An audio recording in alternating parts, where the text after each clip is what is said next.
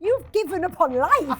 If we don't have reality TV, we've got nothing. That is the best TV in the world.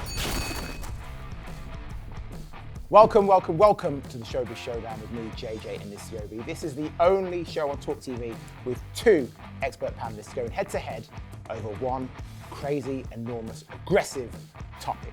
Joining me is political pocket rocket Narinder Kaur. Woo! Thank you. And in the red corner, joining me, a man so ferocious, sharks have a week dedicated to him. It is Sun Showbiz editor Simon Boyle. Okay, today's big question, nice and simple. Is it time we pulled the plug on reality TV? I'm supposed to be impartial on this kind of thing at the beginning. I'll give my judgment at the end, but surely the answer is yes. It's boring, it's repetitive, there's no new formats, they change the presenters occasionally. The answer is obviously yes. Or is it different, Narinder? You started off in reality TV. Yeah, I was in Big Brother 22 years ago, and people still ask me about it. The same questions. They are still so intrigued by it all. And I remember when I did Big Brother, before I went on Big Brother, they said, oh, it's over. It's not going to be popular. Reality TV's finished. And I remember after Big Brother, they said, reality TV's finished. They said it 5 years later, 10 years later. Here we are, 22 years later. The same question. Is reality TV finished? Ouch. It's never finished. Are you calling my topics boring? No. Reality TV is never going to finish. That genie's out the bottle. You're not going to get it back in. But is it not repetitive? You're getting less and less people watching. I mean, Big Brother's not even on anymore because it was so bad. Yes, they're bringing it back for what, the third time? No, I don't think it.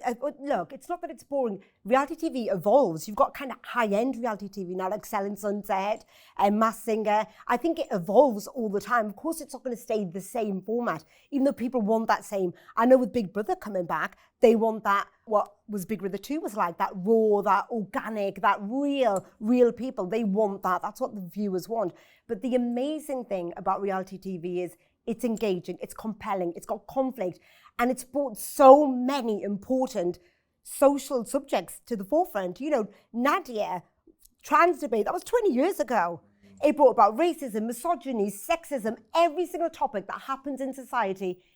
The person at home wants to sit there in their armchair and be judge and jury. Simon, put her in her place, please. He won't be able to. Look, Come on, Simon. reality TV as a concept is not dead, but all reality TV as it currently exists is either well dead, 6 feet under, or dramatically on life support. And Love Island's the great recent example of it.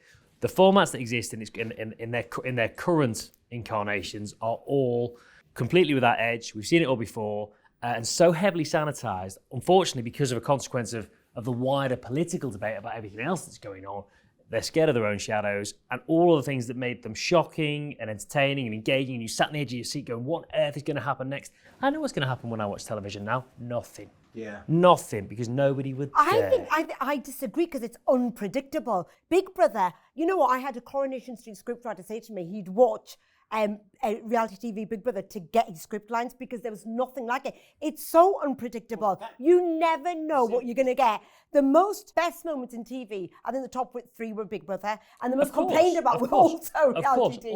All of which are the best part of 2 decades ago. So we're talking about these, if you were to sit here listing those great moments, and there are plenty of them, you're absolutely right, you'd be harking back to Jack D trying to escape. And David's dead. That is the best. Amazing. I mean, look, Big Brother had a real revival when it went to Channel 5 and suddenly they threw out all the rule book. And because Channel 4 got nervous earlier on, Channel 5 was a little bit of the Wild West when they brought that back. They let them drink, which was a huge factor. And they put in people who were a little bit more near the boundary than perhaps some of the people that Channel 4 would have cast. And things went off the hook. Back in the day when we did Big Brother, they'd say we were crazy and we were really unhinged. I remember all the headlines, especially from The Sun. I remember, in fact, The Sun got my face and put it in a bin. Of it at the time. Well, look, I don't recall perhaps it was deserved. Look, the simple truth is that television and society as a whole has become so afraid of its own shadow. What do you mean when you say afraid of its own shadow? I think that unfortunately, TV is now mired in litigation and the fears of the consequences of anything that they do coming back to bite them, perhaps immediately or perhaps in the future. And we've seen that, look, it's desperately sad. It's a really serious issue, and I don't mean to make light of it, but there have been some really serious question marks around some of the people who've come out of Well, I think that aftercare, Love I know Island that Love Island, they did stop bringing in a huge aftercare, but we didn't have that. And I remember when I wrote my Big Brother book and spoke to so many ex-contestants, you know, their mental health really suffered as a result of being reality TV, because people at home, they're baying for kind of blood, really. They want the baddie, they want the... And now we don't get that because of all of this duty of care. So are you saying, when your date was great and everything, but we didn't have the duty of care, we didn't have the hashtag be kind, in order to get the best reality TV now, do we need to get rid of hashtag be kind? No, not at all. You've still got to have that aftercare, because we really weren't looked after, and I remember that. But it was great TV. I went through hell, yeah, but I was the baddie. I was nasty Naz. And that was horrible. I was unemployable. Yeah. Look, as much as it's difficult to accept, and as much as it's very difficult to sort of get the balance right, unfortunately, one does cancel out the other. And as soon as you start saying, well, we need to make... Look, Love Island was fantastic because you had wild, attractive, single people, all rabidly horny, desperate to have sex with each other on screen. And we sat as viewers, having never seen that before, going, oh my God, they're having sex on the telly. And I know that sounds such a ridiculous, puerile thing, but it played into every sort of low-level carnal instinct that humans have. And then when it happened... And Zara Holland was the first who really suffered as a consequence of it. She was stripped of her Miss GB title. It really affected her afterwards. Like, she did all of these things knowingly and willingly, but the implosion afterwards and the question marks about whether ITV should have shown it led to them saying, oh, we can't do that again. So the one USP of Love Island... But that doesn't take away from great TV. You're still... I think that the whole thing isn't about the ratings going down. I've seen pretty people sunbathe before. I don't need to watch it at home. No, but they can... It's not about that. Look, Love Island, what's the ratings gone down from too? Well, it's not... I think social media's got a lot to do with it. My kids will watch Love Island, but on TikTok. It's down to about a third of where it was. Yeah. Right, but they're watching it on TikTok. They'd rather watch the clips. They're still watching it, and it still creates debate. They want to watch it because they want to know who fancied who cheated on who did this. Go, yeah, she loves Love Island. And are you okay with her watching women on Love Island getting gaslit by gorgeous men like Simon? No, because, yes, because guess what? It creates debate. Her and her brother will sit there saying, well, he shouldn't have done this, and that was a bit sexist of him. It creates debate, and it teaches them about boundaries. Reality TV, I actually think, is amazing. Boundaries. As long as the contestants are looked after. As an ex-contestant, I think it's so important. Because we're in such a heavily saturated market. That's part of the problem as well here. So look at America. 48 people came through the last series of Love Island. 48. I can't name any of them. Any single one of them could have been on my tube this morning. Yeah. I wouldn't have a clue. Oh, they used to say that about Big Brother people as well. Who cares if you knew them or not? As long as you were entertained. It's like a revolving door, and the speed at which they come and go is so transient. It's like passing somebody in the street. But it takes you on the journey. People at home sit there and they say, I want to know David. Oh, David started off like this. Oh, David's found this girl. Oh, David's been cheated on. They get involved, and people at home, you're part of a community. But Narinder, you've had the backlash and being a lot of backlash, huge amount. And I would argue that although it was very, very tough and hard for you, yes, but that made better TV for me. And I'm selfish and I want to be entertained. So I'm happy for that. Be entertained. I can take it, but a lot of people can't take it. I came out of that house, I was strong enough, but there was a lot who couldn't take it, and that's where the aftercare comes in. We didn't really have aftercare, we were just thrown to the wolves. So Simon, you think reality TV is dumbing down the British public? God, I think it's been dumbing down the British public for decades, and I don't mind that. I mean, I don't mind suspending my disbelief for a period of time. I can leave my brain at reception and go and enjoy something for an hour, no problem at all. My concern is that we have seen a lot of it before. In fact, we've seen it all before. If we're talking about the saviours of reality TV this year, potentially being the revival of Big Brother for the third or fourth time, and Survivor coming back as well, on the BBC. Big Brother. That was, I mean, that's, yeah. God, we're going back. Yes, we really have. We really have run out of ideas. And that's not to say that reality TV, I am interested in normal people. In fact, I'm interested in the extremes of society and all that life has. But I feel that those formats have been so exhausted now, and if there is nothing new, let's give up for a period of time. They're evolving all the time. Simon, you've given up on life. If we don't have reality TV, we've got nothing. That is the best TV in the world. Narinder, there's a difference now, though, right? When you were on there, you didn't go into Big Brother thinking, I'm going to get a TikTok deal. Well, there was no social media. Exactly. I wish there was, because I came out of Big Brother famous and poor. At least now, they can come out famous and make some money. Poor? You're getting paid loads for this show. What are you on about? Then, 22 years ago, I couldn't get a job. You make a great point, JJ, actually. This is a really good point, and actually probably is right at the heart of this problem, that the wrong people now go on for the wrong reasons. I disagree with that as well. Well, bear with me just one second. Okay. Just one And second. I'll tell you why, but go on. Because when you start on a reality TV show and you've already got an agent who's already trying to get you deals with a fashion brand so that you can come out and wear a dress at a party and be dumped 5 minutes later by the same brand. Nothing's wrong with making Let him nothing's wrong finish. with making Let him money. finish. Nothing's wrong with Rockets. making money. But these things started as a social experiment. That all of life was there, and we saw what happened in a kind of a Lord of the Flies sort of way. Does anarchy descend when people are put in this weird environment? Yeah, it does. I'm sure that's true. It did. And that was gripping from Yeah. from both a low level base, are they all going to get it on, to who takes the alpha role, who leads this, and how do people divide and conquer as they go through. That was really interesting on every social level. These ones, I see these people, the most successful people to come through reality TV shows now normally have a famous dad.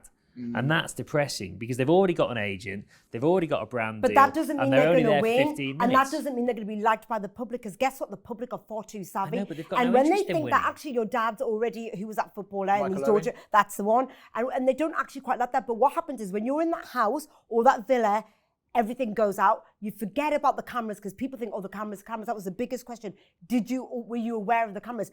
You forgot about the cameras 2 hours in because you were starving or you were trying to survive. And I think no matter, even if you've got an Instagram profile, I've got an Instagram profile now, but if I went into Love Island, that means nothing. Because what that depends upon is what happened in the house or in the villa. And whether you're liked or not is about editing, nothing to do with whether you come out and get a deal. If you go in purely with the intention of being yourself and hoping that people buy into you and like That's you, not going to work either.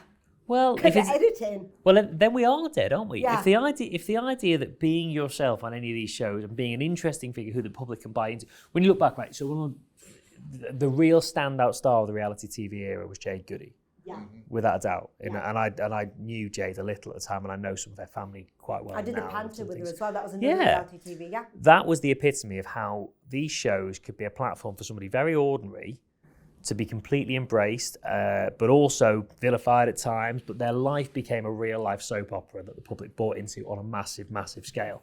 They exposed themselves for all the good and the bad that came with it. And of course, Jade being the whole of her tragic saga in the end, but the whole of her life played out for the cameras and was really fascinating, but a huge kind of, and Katie Price has been another sort of similar figure in a different sort of way, but if we're going to buy into somebody wholly and completely for a period of time, so be it. I'm not interested in buying into somebody for 8 minutes while they do a Pretty Little Thing deal.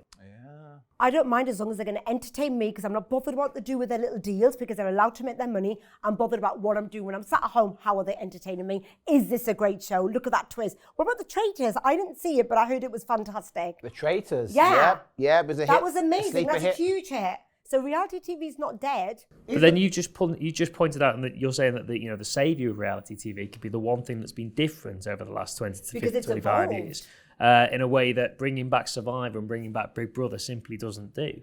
Well, let's see. Is this a problem just with the UK, perhaps? Because I'm a Celebrity have got a special version coming out this year, All Stars, that they filmed last year. Yeah. And you can't phone in, you can't vote in, you're just going to watch For me, that has-beens won't work. Oh, again. really? Oh, Yeah. so it's not even a phone in. It's already been filmed. It's already been filmed. Yeah. Oh, okay. Yeah. So Simon, For me that won't work. I mean, the whole concept was drawn up because COVID was so disruptive to the Australian live show that they commissioned this and then found that they could go back to Australia. So said, we'll keep that in the can and air it next summer instead.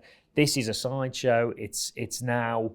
It's kind of yesterday's news, but they've spent money on it. They've got to air it. Nothing will come of this. Well, the fact that the public can't vote, that's the whole point You're not in engaging reality in it. And I TV. guarantee, rightly or wrongly, through the press perhaps, or through social media, or just through the general kind of gossip mill, we'll come to learn what has happened on that show long before it hits TV shows, TV screens. So if there's no jeopardy in reality TV, it's not reality TV at all. It's a scripted drama. But then that's that one. I mean, the rest, with Big Brother coming back and Love Island, it will carry on with that format. Honestly, it will carry on being as popular as ever, as long as I keep changing it and freshening it up. well, that is the bell. Why do you think the public have lost interest? Narinder, we've heard the bell. That means the fight, I'm afraid, is over. Oh. So sorry. So, just to recap, the question was, is it time to cancel and pull the plug on reality TV? Simon, you say? Pretty much, unless there's something dramatically new, let's be done with it. Let's see it all as a nostalgic joy. And Narinder, you say? It ain't going nowhere. Enjoy it. Compelling, fiery arguments from both, especially you, Narinder. But it's JJ's judgment, and I'm going to say, tense music. The winner today and still champion, Simon Boyle. Well done, sir, in the red corner. It's a no-brainer, this one. That's it. It really wasn't no But it brainer. remains to be seen. I'd like to be back here in 5 years' time to say, see, I was right. Listen, tell us what you think. Comment below whether you agree, whether you disagree, whether you think it's all baloney. I don't know. I don't care. Just comment below, like and subscribe, and we'll see you again next time. Thank you.